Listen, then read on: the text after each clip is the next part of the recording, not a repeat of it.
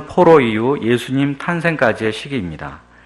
이 시기의 족보를 보면 앞에 두 시기와 조금 다른 특징을 발견할 수 있습니다. 그것이 무엇일까요? 저는 이 족보에서 다음과 같은 점을 발견했습니다. 앞에 두 시기에는 유명한 사람들이 많이 등장하는데 마지막 시기에는 유명한 사람이 별로 없다는 점입니다. 첫 번째 시기에는 아브라함, 이삭, 야곱과 같이 우리가 잘 아는 믿음의 조상들이 많이 나옵니다. 두 번째 시기에는 다윗을 비롯해가지고 유다의 왕들의 이름들이 열거됩니다. 그런데 세 번째 시기에는 유명한 사람이 없습니다. 굳이 꼽자면 유다 총독으로 부임했던 스룹바벨 정도이고 그 외에는 없습니다. 왜 이때는 유명한 사람이 없을까요? 이 시기에는 기억에 남을 만한 어떤 역사적 사건이 별로 일어나지 않았었다는 것을 말해줍니다. 바벨론, 페르시아, 헬라, 로마에 연이어 짓밟히기만 했던 역사가 바로 이 시기입니다. 출애굽 사건과 같은 그런 놀랍고도 극적인 사건은 일어나지 않았습니다. 흔히 말하기를 말라기 선지자 이후 약 400년 동안 예수님이 탄생하시기 전까지 하나님께서 침묵하셨다고들 말합니다. 신구약 중간기라고 부르는 이 시기는 이스라엘 민족의 역사 중에서 가장 어두웠던 암흑의 시기로 기억됩니다. 마치 하나님께서 이 기간 동안에 쉬고 계셨거나 주무시고 계셨던 것처럼 보일 정도입니다. 이럴 때 사람은 무엇을 해야 할까요? 하나님이 쉬시니 나도 쉬어야 하지 않을까요? 하나님이 주무시니 나도 잠을 자야 되지 않을까요? 어차피 할 수 있는 일은 아무것도 없으니 그저 때를 기다리며 아침이 올 때까지 묵묵히 견디는 것이 상책이 아닐까 하는 생각이 들 수도 있습니다. 그러나 오늘 본문에서 하나님께서는 바로 이런 어둠의 시기, 암흑의 시기, 칠흑 같은 밤을 보내는 때 우리가 반드시 해야 할 일 두 가지가 있다고 말씀하고 계십니다. 그 두 가지는 무엇일까요? 첫째로 기도하는 파수꾼이 되어야 합니다. 6절 상반절을 보십시오. 6절 상반절을 함께 읽어보겠습니다. 잠잠하지 않게 하였느니라까지입니다. 시작. 예루살렘이여 내가 너의 성벽 위에 파수꾼을 세우고 그들로 하여금 주야로 계속 잠잠하지 않게 하였느니라. 감사합니다. 하나님께서는 성벽 위에 파수꾼을 세우시겠다고 하십니다. 파수꾼은 어떤 사람입니까? 오늘날의 표현으로 바꾸자면 수위, 보초, 경계 근무자 이런 사람들이 파수꾼에 해당합니다. 파수꾼에게는 두 가지 임무가 있습니다. 첫째는 성벽 위에 서서 적들이 쳐들어오는지 여부를 계속 감시해야만 합니다. 두 눈을 크게 뜨고 사방을 자세히 관찰해야 합니다. 또한 낮이든 밤이든 졸거나 한눈을 팔아서는 안 됩니다.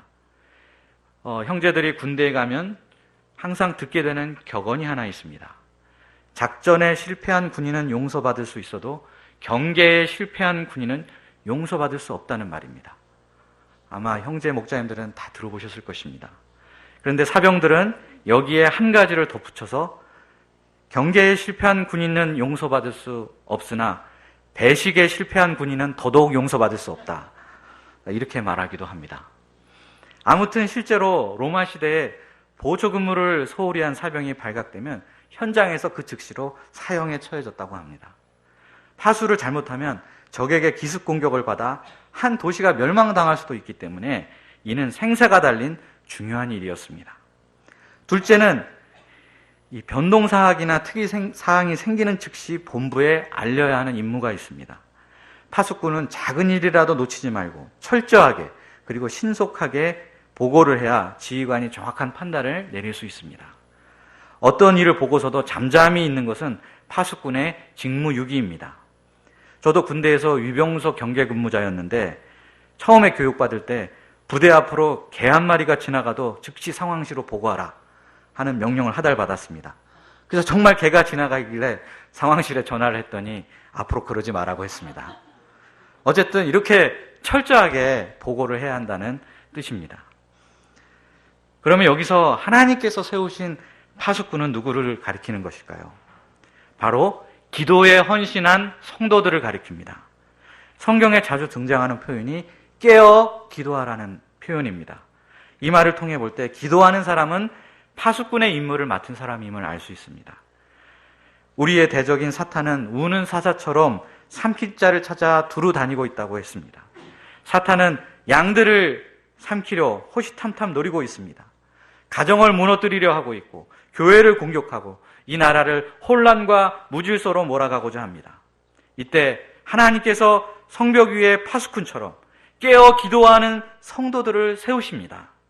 바로 우리들이 가정과 교회와 나라를 지키는 파수꾼들로, 기도의 종들로 부르심을 받았습니다. 그러므로 우리는 낮이든 밤이든 육신의 정욕에 취해 졸고 자고 있을 것이 아니라 영적으로 깨어 기도해야 합니다. 양들의 상황, 가정의 필요, 교회 공동체의 기도 제목, 나라의 형편을 두 눈을 시퍼렇게 뜨고 예의주시하면서 끊임없이 우리의 헤드쿼터에 해당하시는 하늘에 계신 하나님께 기도를 드리며 보고를 해야 합니다.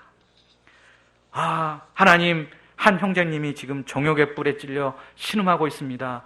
이 형제를 회복하여 주시옵소서. 우리 자녀들이 세상 유혹에 휩쓸려가지 않게 지켜주시옵소서. 우리 모임의 인본주의와 불신앙이 틈타지 못하도록 보호해 주시옵소서. 이 나라를 긍휼히 여기셔서 다시 일어날 수 있도록 도와주시옵소서. 이렇게 끊임없이 수시로 하나님께 기도로서 보고해야 하는 것이 파수꾼의 사명입니다. 나중에 우리가 파수꾼의 임무를 마치고 우리의 대장 되시는 하나님 앞에 서는 날이 올 것입니다. 그때 잘하였도다 착하고 충성된 파수꾼아, 너에게 맡겨준 캠퍼스와 아남센터와 한국에 대해 주야로 잠잠하지 않고 보고를 잘 해주었구나. 10골 차지할 권세를 얻도록 하여라. 우리가 주님께 이런 칭찬 듣는 종이 되어야 하지 않겠습니까? 우리가 열심히 깨어 기도하여 파수꾼의 사명을 신실하게 감당하는 기도의 종들이 될 수 있기를 기도합니다. 그러면 이렇게 기도할 때 우리는 무엇을 근거로 기도해야 하겠습니까? 6절 하반절과 7절을 보십시오. 너희 여호와로부터입니다. 우리 다 함께 읽어보도록 하겠습니다. 시작. 너희 여호와로 기억하게 하는 자들아, 너희는 쉬지 말며 또 여호와께서 예루살렘을 세워 세상에서 찬송을 받게 하시기까지 그로 쉬지 못하시게 하라. 여기서 파수꾼을 여호와로 기억하게 하시는 자라고도 부르고 있습니다.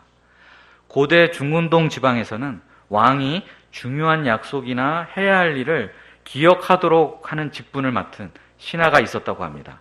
그를 가리켜서 기억하게 하는 자, 기록자, 레코더라고 불렀다고 합니다. 그들은 왕이 약속한 것들을 빠짐없이 다 기록해 두었다가 시시때때로 왕에게 그 약속을 상기시키도록 했습니다. 이처럼 본문은 우리가 드리는 그 기도의 내용이 하나님이 하신 그 약속, 언약의 기초에 있음을 말해주고 있습니다. 여기서 흥미로운 표현은 그로 쉬지 못하시게 하라는 말입니다. 마치 하나님께서 쉬지 못하도록 계속해서 약속을 상기시켜서 하나님을 좀 들들 볶아라, 이런 말처럼 들립니다. 보통 사람에게 이렇게 하면 어떤 반응을 보이겠습니까? 알았다고. 알았으니까 그만해. 나 좀 쉬자. 나 약속 지킬게. 그러니까 제발 좀 가만히 있어. 막 이렇게 하면서 짜증을 내거나 심하면 버럭 화를 낼 것입니다. 그러나 하나님은 짜증을 내시지도 않고 화내시지도 않고 오히려 너희는 마땅히 이렇게 해라. 너희가 이렇게 나에게 내가 한 약속을 알려주는 것을 기뻐하겠다. 이렇게 말씀하고 계십니다. 하나님께서는 우리가 언약을 근거로 기도할 때 꼼짝없이 들어주실 수밖에 없습니다. 왜냐하면 하나님은 신실하신 분이시기 때문입니다. 그런데 이 언약은 모두 성경에 기록되어 있습니다. 그러므로 우리가 기도할 때 그냥 막연하게 기도할 것이 아니라 항상 성경에 기록된 하나님의 언약을 기초로 기도할 때 하나님께서 그 기도를 기꺼이 들으시고 또한 반드시 응답해 주실 줄 믿습니다. 그러면 우리가 기도하는 중에 하나님께서는 어떤 일을 이루시겠다고 하십니까? 8절과 9절을 보십시오. 우리 8절과 9절 말씀도 함께 읽어보겠습니다. 시작. 여호와께서 그 오른손 그 능력의 팔로 맹세하시되 내가 다시는 내 곡식을 내 원수들에게 양식으로 주지 아니하겠고 내가 수고하여 얻은 포도주를 이방인이 마시지 못하게 할 것인즉 오직 추수한 자가 그것을 먹고 나 여호와를 찬송할 것이요 거둔 자가 그것을 나의 성소뜰에서 마시리라 하셨느니라. 여기서 하나님께서는 원수로부터의 해방을 약속하십니다. 인생이란 수고의 연속입니다. 먹고 살기 위해서 땀을 흘리고 노고를 거듭하여 겨우 양식과 포도주를 얻습니다. 그런데 그 양식과 포도주를 원수가 빼앗아 가면 얼마나 분하고 허탈한 일입니까? 이처럼 죄의 종, 사탄의 종된 인생은 수고를 하지만 남는 것이 하나도 없는 허망한 인생일 뿐입니다. 이것이 죄범한 모든 인간의 운명이었습니다. 그런데 이런 인간을 구원하시기 위해 예수님께서 이 땅에 오셨습니다. 오셔서 십자가와 부활로 죄와 죽음의 세력, 사탄의 권세를 박살내시고 그를 믿는 자에게 구원과 해방을 선물로 주셨습니다. 예수님의 초림으로 이 구원과 해방은 결정적 성취가 이루어졌지만 그러나 아직 완성에 이르지는 않았습니다. 완성은 예수님의 재림 때에 이루어질 것입니다. 그러므로 그날이 이를 때까지 우리는 늘 깨어 기도하는 파수꾼이 되어야 하겠습니다. 그러면 다음으로 우리가 해야 할 두 번째 일이 무엇일까요? 둘째로 성문에 나아가 복음의 기치를 들어야 합니다. 10절을 보십시오. 10절 말씀을 함께 읽겠습니다.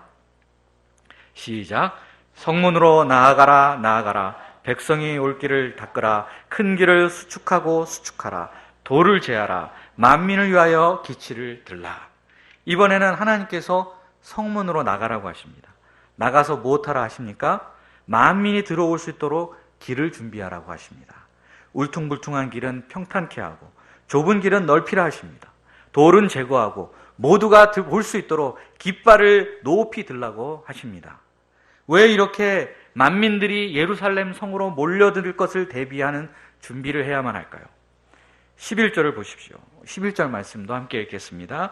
시작. 여호와께서 땅끝까지 선포하시되 너희는 딸 시온에게 이르되 보라 내 구원이 이르렀느니라. 보라 상급이 그에게 있고 보응이 그 앞에 있느니라 하셨느니라. 왜냐하면 하나님께서 세상 만민들에게 구원이 시온에 이르렀다 선포하시기 때문입니다. 만민들은 이 구원을 얻기 위해 동쪽과 서쪽, 남쪽과 북쪽에서 사방에서 몰려들게 될 것입니다. 그때 사람들은 예루살렘을 가리켜 거룩한 백성이라 여호와께서 구속하신 자라 부를 것이라 하십니다. 한때 잃어버리고 버림받았던 것처럼 보였던 하나님의 백성이 명예가 회복하는 날이 온다고 약속하십니다. 이 예언의 말씀은 우리가 최근 공부한 사도행전과 마태복음 말씀을 통해 그 성취를 확인할 수 있습니다. 우리를 죄로부터 구원할 구원자이신 예수 그리스도께서 유대 땅 베들레헴에서 탄생하셨습니다. 시온의 구원이 임하였습니다. 그리고 십자가와 부활, 승천, 성령 강림으로 구원의 길을 준비하시고 활짝 열어놓으셨습니다. 그러자 만민들이 예수님께로 달려왔습니다. 세계 각지에 흩어져 있던 디아스포라 유대인들이 돌아왔고 사마리아에 복음이 전파되었고 에티오피아 내시를 통해 아프리카에도 복음이 전파되었습니다. 이제 앞으로 배울 사도행전 말씀을 통해 소아시아와 마게도냐와 아가야, 로마에까지 복음이 전파되는 모습을 우리는 목격하게 될 것입니다. 이날을 위해 하나님께서는 신구약 중간기에 길을 닦으셨습니다. 앞에 서두에서 신구약 중간기에도 하나님께서는 쉬지 않으셨다고 말씀드렸습니다. 이 기간 동안 어떤 일이 있었습니까? 이 중간기 동안 알렉산더 대왕에 의해서 헬라어가 만국 공용어로 자리를 잡게 되었습니다. 헬라어만 배우면 어디를 가서든 복음을 전할 수 있는 토대가 마련되었습니다. 또한 구약 성경이 헬라어로 번역되었습니다. 이 성경을 가리켜 70인역이라고 부릅니다. 그래서 헬라어밖에 모르는 많은 만민들이 비로소 성경을 쉽게 접하게 되었습니다. 또 로마에 의해 곳곳에 대로가 닦이고 팍스 로마나라고 불리우는 정치적 안정이 이루어졌습니다. 이렇게 정치가 안정되지 못했다면 바울의 3차례 전도 여행은 아마도 불가능했을 것입니다. 그리고 흩어진 유대인들에 의해 곳곳에 회당이 생기고 이 회당을 통해 구약 성경에 관심을 갖는 이방인들이 생겨났습니다. 그들이 바울의 전도에 가장 먼저 발빠르게 반응한 사람들이 되었습니다. 이 가장 어두웠던 시기, 칠흑 같은 밤의 시기 동안, 이 기간 동안 하나님께서는 쉬지 않으시고 복음이 온 세계로 퍼져나갈 모든 준비를 하나하나 빠짐없이 이루고 계셨던 것입니다. 그 긴긴 밤은 그냥 마냥 어두운 밤이 아니라 새로운 생명이 잉태되고 태어날 준비를 하던 시기였던 것입니다. 그러므로 설령 우리가 살고 있는 이 시대가 아무리 어두워 보인다 하더라도 우리는 낙심할 필요가 없습니다. 하나님께서 드러나지 않는 곳에서 다가올 새로운 시대, 구원의 시대를 준비하고 길을 닦고 계실 것입니다. 그러면 이때 우리는 무엇을 해야 하겠습니까? 10절에서 이미 살펴본 바와 같이 성문으로 나아가 기치를 들어야 합니다. 기치는 깃발을 뜻합니다. 우리가 들어야 할 깃발이 무엇일까요? 바로 복음의 깃발입니다. 만민들이 다 보고 거기로 모여들 수 있도록 높이 그리고 힘차게 복음의 깃발을 펄럭여야만 합니다. 이제 전국 학생 수양회가 한 달 정도 남았습니다. 제가 지금까지 수차례 전국 학생 수양회를 참석해 본 경험을 토대로 볼 때 이 수양회야말로 세상을 향해서 복음의 깃발을 힘차게 흔드는 수양회다, 이렇게 정의할 수 있지 않을까 합니다. 그러므로 때가 되면 물론 지금 당장은 깃발을 아무리 흔들어도 모이는 사람이 별로 없어 실망하게 될지도 모릅니다. 그러나 때가 되면 동서남북에서 고대와 교대와 성신여대와 경희대와 사방에서 이 깃발을 보고 학생들이 몰려오는 날이 올 것입니다. 우리의 구원이 바로 여기에 있구나, 이 성경 속에 그리스도 안에 우리의 생명이 있구나 하면서 이 땅의 젊은이들이 돌아오게 되는 날이 올 것입니다. 그때까지 우리가 청년들이 그리스도께로 나아올 길을 준비하면서 복음의 기치, 말씀의 깃발을 힘차게 들 수 있기를 기도합니다. 오늘 말씀을 볼 때 우리는 누구입니까? 우리는 성벽 위의 파수꾼, 기도의 종들입니다. 우리는 기록된 말씀의 기초에 여호와로 하여금 기억하게 하시는 자들입니다. 우리는 성문에 나아가 복음의 기치를 높게 드는 하나님 나라의 기수들입니다. 우리의 부르심이 바로 여기에 있습니다. 바벨론 포로기 이후 예수님 탄생전까지 그 추운 겨울, 어두운 밤과 같은 시기에도 하나님은 쉬지 않으셨듯이 하나님은 지금도 쉬지 않으시고 언약의 성취와 완성을 위해 일하고 계십니다. 우리도 계속해서 깨어 기도하며 복음의 깃발을 높이 들며 지금도 쉬지 않고 일하시는 하나님과 동역할 수 있기를 기도합니다. 그리하여 이 땅 가운데 죄의 종되었던 자들이 해방되고 거룩한 백성, 제사장 나라로 쓰임받는 그날을 준비할 수 있기를 간절히 기도합니다. 기도하겠습니다. 사랑이 많으신 하나님 아버지, 오늘 이사야서 62장 말씀을 통하여서 어둠의 시기, 밤의 시기, 하나님께서 우리에게 명하신 두 가지 일이 무엇인지 배우게 해주셔서 감사합니다. 성벽 위에 파수꾼이 되어 깨어 기도하며 또한 만민에게 나아가 복음의 깃발을 높이 들고 전파하는 복음 전파자가 되어야 함을 배웠습니다. 이 말씀을 저희가 마음에 깊이 새기고 주님께서 참 이 어두운 캠퍼스에 또 이 땅 가운데 생명의 빛, 복음의 빛을 밝히시고 드러내실 그날까지 열심히 기도하고 복음을 전파하는 주의 종들이 되는 저희들이 되게 하여 주시옵소서. 예수님의 이름으로 기도하였습니다.